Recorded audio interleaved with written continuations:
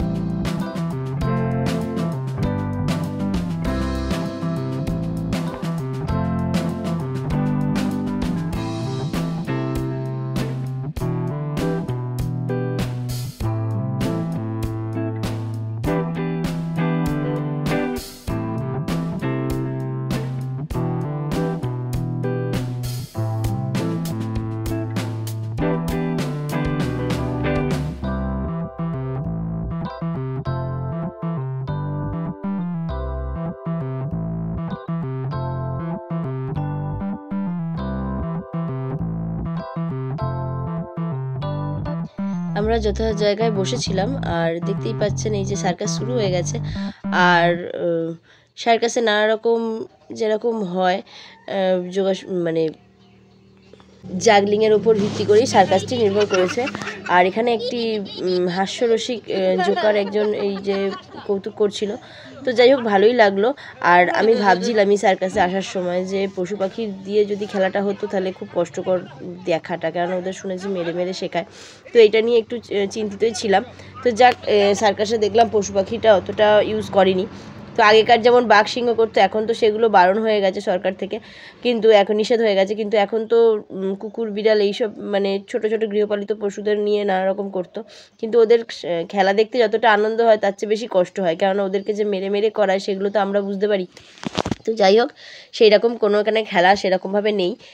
দুটোই আছে, দুটোর মধ্যে একটা ছাগলের, যেটা তোমাদের সাথে শেয়ার করতে পারিনি আমি, কেননা ছাগলটা প্রচণ্ড ধীর গতিতে হাঁটছিল, হয়তো ওর কোনো পায়ে সমস্যা হচ্ছিলো। আমি দেখে খুবই খারাপ লেগেছে, তাই আমি আর ওটা ভিডিও করিনি।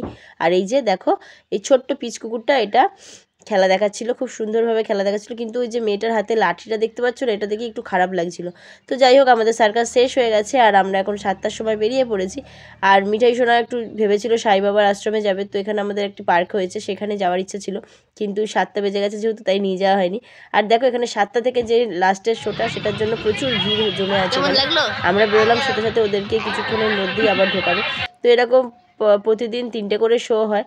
আর রবিবার যেহেতু আজকে তো একটু বেশি ভিড়ই ছিল। আর আলাদা এদের সাইকেল গ্যারেজ ও মোটর সাইকেল রাখার জন্য গ্যারেজেরও ব্যবস্থা আছে। আর দেখো বেরিয়েই চলে এসেছি, এই যে এখানে একটি দোলনার ব্যবস্থা আছে, এটা সার্কাস কর্তৃপক্ষর লোকেদেরই মানে দোলনাটা করা, তো বোঝাই যাচ্ছে ওদেরই লোকেরা দাঁড়িয়ে রয়েছে, স্টাফেরা। তো এখানে মিঠাই সোনা দেখে ওই যত রীতি চেপে পড়লো। তো আজকে ব্লগটা কেমন লাগলো লাইক কমেন্ট দিয়ে জানিও, আর ভালো লাগলে চ্যানেলটিকে সাবস্ক্রাইব করে পাশে থাকবেন। নমস্কার, আবার দেখাবেন নতুন একটা ব্লগ।